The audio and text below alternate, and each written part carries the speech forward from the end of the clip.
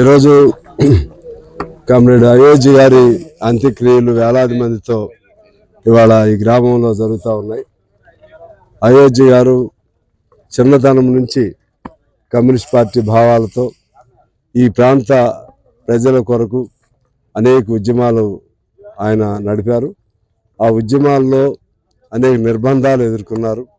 ఆఖరికి ఆనాడు నక్సల్స్ వాళ్ళ వలన ప్రాణ భద్రత ఉన్న వాళ్ళ కాల్పులు జరిపినప్పుడు కూడా నిలబడ్డటువంటి ధైర్యస్తుడు. అదేవిధంగా ఈ ప్రాంతంలో అటవీ భూముల సమస్య పైన కానీ, సింగరేణి సమస్య పైన కానీ, ప్రత్యేకించి ఇటీవల కాలంలో వచ్చినటువంటి బీపీటీఎస్ సాధనలో కూడా ఆయన ఎంతో కృషి చేశారు.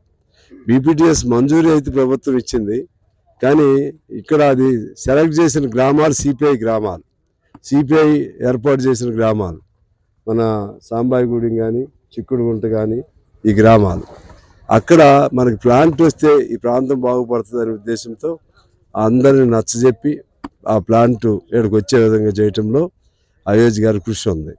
దానికి ప్రతిఫలంగా 700 మందికి ఉద్యోగాలు ఇప్పించడంలో కూడా ఆయన కృషి ఉంది. అప్పుడు ముఖ్యమంత్రి కేసీఆర్, లేకపోతే అప్పుడు సిఎన్ఎండి ప్రభాకర్ గారు వాళ్ళ వెంటబడి సాధించుకోవడం జరిగింది. ఆ తర్వాత ఇంకొక 20 మంది మిగిలి ఉన్నారని ఇప్పుడు ముఖ్యమంత్రి గారి దగ్గరికి వెళ్ళాలని చాలాసార్లు మా ద్వారా ప్రయత్నం కూడా చేశారు. అదే తపన ఏదైనా పట్టుకుంటే ఆయనకి.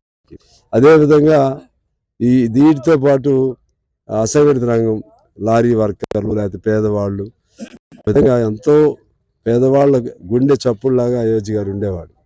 ముఖ్యంగా ఆయన ఉమ్మడి జిల్లా పరిషత్ వైస్ చైర్మన్గా చేసినప్పుడు మేమంతా తెలంగాణ ఉద్యోగంలో ఆనాడు పాదయాత్ర చేశాం. నేను అప్పుడు ఎమ్మెల్యేగా ఉన్నాను. నాతో పాటు అయోధ్య గారు కూడా పాదయాత్రలో ఉండటం జరిగింది. ఇలా అనేక ప్రజా ఉద్యమాల్లో పాల్గొనటం, అదేవిధంగా దుమ్ముగూడెం కోసం, అలాగే ఐటీడీఏ గిరిజన సమస్యలపైన 48 గంటలు ఐటీడీఏ ముట్టడి చేయటం, దుమ్ముగూడెం అలాగే బయ్యారం బయ్యారం స్టీల్ కావాలని, ఈ సమస్యలపైన 1,00,000 మందితో ఒకసారి దిగ్బంధనం చేశాం. ప్రత్యేకించి బయ్యారం దాని మీద 1,00,000 మందితో జిల్లా దిగ్బంధనం చేశాం. ఏ కార్యక్రమం ఉన్నా సరే నాకు ఆయన బాగా అనుబంధంగా ఉండేవాడు.